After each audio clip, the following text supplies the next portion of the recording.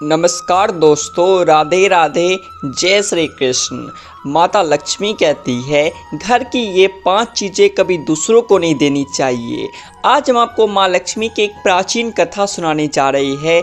इस कथा के माध्यम से आपको पता चल जाएगा कि एक स्त्री को अपने घर की कौन सी चीज़ें दूसरों को नहीं देनी चाहिए।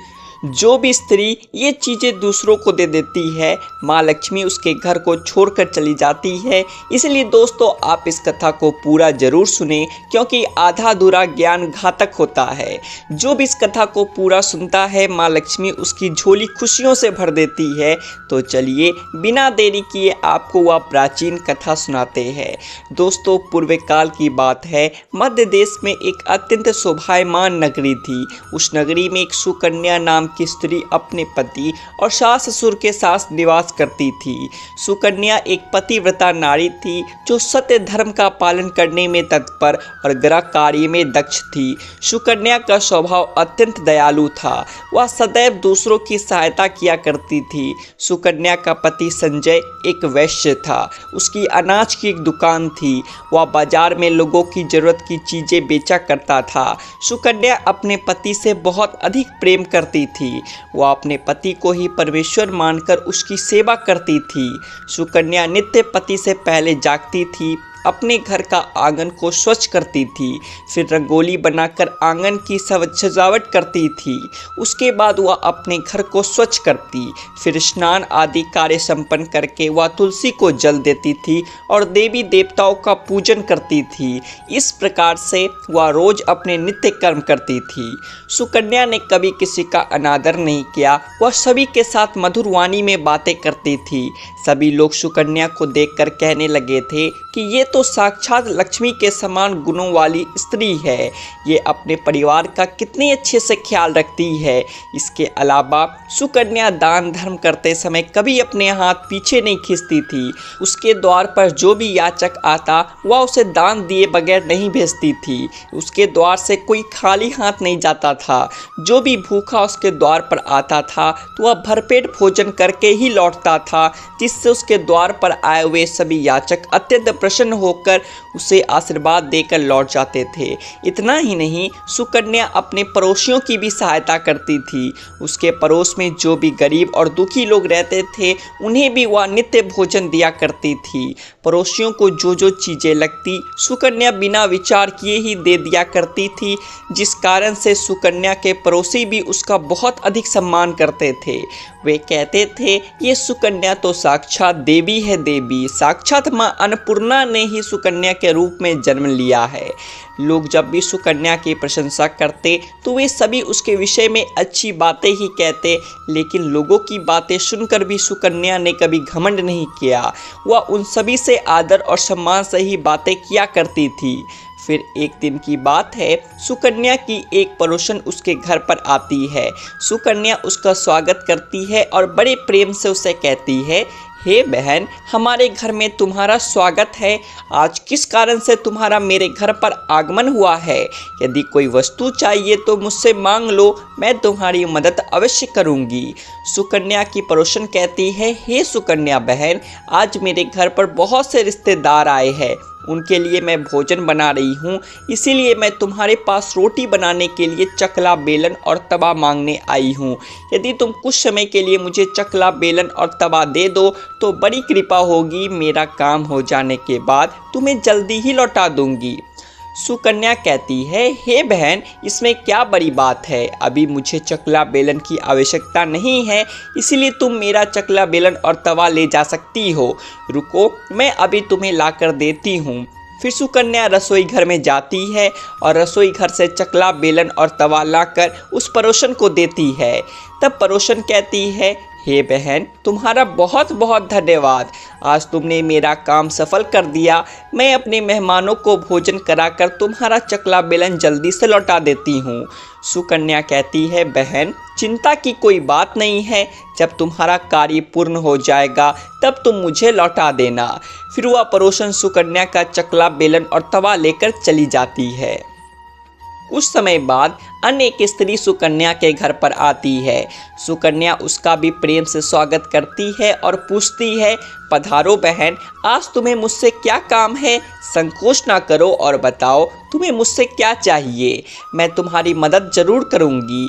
तब वह स्त्री कहती है, हे बहन, मेरे घर में बहुत गंदगी हो गई है और मेरे घर को साफ करने के लिए मेरे पास कुछ भी नहीं है, इसीलिए मैं तुम्हारे पास झाड़ू मांगने के लिए आई हूँ। यदि तुम्हें कोई समस्या ना हो तो कृपा करके मुझे अपने घर की झाड़ू दे दो, मैं अपना घर साफ करके तुम्हें झाड़ू लौटा दूंगी। सुकन्या बिना विचार किए ही कहती है, हे बहन, झाड़ू ही तो है, इसमें क्या समस्या हो सकती है? तुम रुको, अभी मैं तुम्हें अपने घर की झाड़ू लाकर देती हूँ। इतना कहकर सुकन्या घर के अंदर जाती है और झाड़ू लेकर आती है और उस स्त्री को दे देती है। वह स्त्री सुकन्या के घर की झाड़ू लेकर चली जाती है। फिर कुछ देर बाद अन्य एक स्त्री सुकन्या के घर पर आती है। सुकन्या उसका भी बड़ी प्रेम से स्वागत करती है। सुकन्या कहती है, पधारो बहन, क्या बात है, आज मेरे घर पर किस कारण से आना हुआ? तुम्हें जो कुछ भी चाहिए निसंकोच होकर कहो, मैं तुम्हारी सहायता करने का प्रयास अवश्य करूंगी। तब वह स्त्री कहती है, हे सुकन्या बहन, तुम बड़ी दयालु हो, मैंने तुम्हारे बारे में बहुत सुना है, तुम सभी की मदद भी करती रहती हो, इसीलिए मैं तुम्हारे पास एक छोटी सी मदद मांगने के लिए आई हूँ। सुकन्या कहती है, हे बहन, संकोच ना करो, तुम्हें जो कुछ भी चाहिए मांग लो, यदि मेरे बस में होगा तो मैं मना नहीं करूँगी, मैं तुम्हारी सहायता अवश्य करूँगी। तब वह स्त्री कहती है, हे सुकन्या बहन, आज मेरी बेटी को देखने के लिए लड़के वाले आ रहे हैं, इसीलिए मैं चिंता में हूँ। मेरे पास पहनने के लिए एक भी गहना नहीं है, तो मैं अपनी बेटी को क्या दूँ? उसके पास पहनने के लिए अच्छे वस्त्र भी नहीं है, इसीलिए कृपा करके मुझे आप गहने और वस्त्र उधार में दे दीजिए, केवल एक दिन के लिए। जब लड़के वाले देखकर चले जाएंगे तो मैं तुम्हारे गहने लौटा दूंगी। उस पड़ोसन की बात सुनकर सुकन्या कहती है, बस इतनी सी बात है बहन, तुम चिंता मत करो, तुम्हारी पुत्री मेरी छोटी बहन के जैसी है, उसकी सहायता मैं अवश्य करूंगी। मैं अभी तुम्हें मेरे गहने और साड़ी देती हूँ, जिसे पहनकर तुम्हारी पुत्री राजकुमारी लगेगी। फिर सुकन्या अंदर जाती है, गहने और साड़ी लेकर आती है और उस पड़ोसन को दे देती है। वह पड़ोसन प्रसन्न होकर सुकन्या के गहने और साड़ी लेकर चली जाती है। फिर शाम हो जाती है और अन्य एक पड़ोसन सुकन्या के घर पर आती है। सुकन्या उसका भी बड़े प्रेम से स्वागत करती है और कहती है, पधारो बहन, आज किस कारण से मेरे घर पर आना हुआ? बताओ, मैं तुम्हारी किस प्रकार से सहायता कर सकती हूँ? तुम्हें जो चाहिए निसंकोच होकर कहो, मैं तुम्हारी मदद जरूर करूँगी। वो पड़ोसन कहती है, हे सुकन्या बहन, तुम बड़ी दयालु हो और तुम सभी की मदद करती हो, इसीलिए मैं तुम्हारे पास आई हूँ। मेरा बच्चा भूखा है और उसे पिलाने के लिए दूध नहीं है, इसलिए मैं तुम्हारे पास दूध मांगने के लिए आई थी। अगर थोड़ा सा दूध मिल जाता तो बड़ी कृपा होती। सुकन्या कहती है, मेरी बहन, इसमें कौन सी बड़ी बात है, लो अभी मैं तुम्हें दूध दे देती हूँ। सुकन्या रसोई घर में जाती है और थोड़ा सा दूध लेकर आती है और उस पड़ोसन को दे देती है। वह पड़ोसन प्रसन्नता से उस दूध को लेकर चली जाती है। इस प्रकार से सुकन्या अपने सभी पड़ोसियों की मदद कर देती है और प्रसन्न होकर घर का काम करने में लग जाती है। फिर रात होते ही उसका पति घर पर लौट आता है। सुकन्या अपने पति को प्रणाम करती है और उसकी खूब सेवा करती है। रात को दोनों पति पत्नी आनंद से सो जाते हैं। फिर दूसरे दिन वे जागते हैं तो उन्हें एक बहुत ही बुरी खबर कानों पर पड़ती है। एक आदमी दौड़ते हुए सुकन्या के घर पर आता है और सुकन्या के पति से कहता है, हे भाई, कल रात को किसी ने आपकी दुकान लूट ली है, सारा माल गायब है। सुकन्या का पति एकदम से घबरा जाता है और दौड़ते हुए अपनी दुकान पर जाता है तो देखता है उसका सारा माल किसी ने लूट लिया है। वह देखता है कि उसकी दुकान में रखा हुआ सारा धन भी चोरी हो चुका है। वह दुखी और निराश होकर घर पर लौटता है और सुकन्या को सारी बात बताता है, जिसे सुनकर सुकन्या बहुत दुखी हो जाती है। सुकन्या कहती है, आप चिंता ना कीजिए जी, हमारे घर में अभी भी बहुत सारा धन रखा हुआ है, जिससे आप फिर से व्यापार शुरू कर सकते हैं। फिर सुकन्या अपने घर की तिजोरी में देखती है तो वह भी पूरी तरह खाली दिखाई देता है। उसके अंदर का भी सारा माल अब चोरी हो चुका था। ये देखकर सुकन्या बहुत दुखी हो जाती है। उसे समझ में नहीं आता कि ये कैसे हुआ। सुकन्या का पति उस पर बहुत क्रोधित हो जाता है और पूछता है, सुकन्या सच सच बताओ, हमारे घर के अंदर रखा हुआ सारा पैसा कहाँ गया? सुकन्या कहती है, हे स्वामी, मैं घर पर ही थी, सारा धन तिजोरी में ही था, पता नहीं कैसे और किसने चुरा लिया। कृपया आप शांत हो जाइए, हम कोई ना कोई उपाय जरूर ढूंढ लेंगे। सुकन्या का पति कहता है, ये जो तुम दूसरे लोगों को घर पर बुलाकर खिलाती हो, अनजान लोगों को घर में बुलाती हो, उसी का फल है ये। उन्हीं में से किसी ने हमारे घर का सारा पैसा चुरा लिया है। क्रोध में आकर सुकन्या का पति उसे भला बुरा कहता है। सुकन्या की सास भी उसे बहुत कोसती है और कहती है, तुम ही इन पड़ोसियों को घर की चीज़ें देती रहती हो, बिना सोचे किसी की भी मदद कर देती हो। उन्हीं में से किसी ने सारा पैसा चुरा लिया है। घर के सभी लोग सुकन्या को भला बुरा कहने लगते हैं। फिर सुकन्या अपने पति को दिलासा देते हुए कहती है, हे नाथ, मेरे कुछ गहने हमारी पड़ोसन को दिए हैं, मैं उसके पास से गहने लेकर वापस आती हूँ। फिर सुकन्या उस गरीब पड़ोसन के घर पर जाती है तो देखती है उसके घर पर कोई नहीं होता। वह स्त्री भी घर छोड़कर सुकन्या के गहने लेकर भाग गई होती है। सुकन्या निराश होकर घर पर लौटती है और अपने पति को सारी बात बता देती है। सुकन्या की बात सुनकर उसका पति आग बबूला हो जाता है और सुकन्या को भला बुरा कहने लगता है। सुकन्या का पति कहता है, सुकन्या तुम बड़ी मूर्ख हो, तुम्हारे ही कारण हमारा सारा धन वैभव चला गया है। तुम्हारे दान देने की आदत के कारण ही हमारे ऊपर ये मुसीबत आन पड़ी है। अब तो इस घर में तू नहीं रह सकती, अभी इसी क्षण इस घर को छोड़कर चली जा।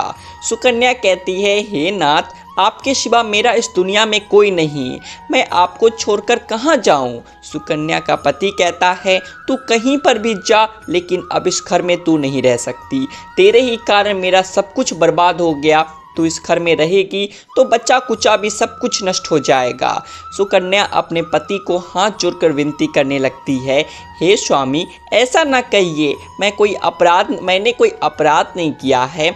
आपके बगैर मैं जीवित नहीं रह सकती, मुझ दासी को आप घर से मत निकालिए।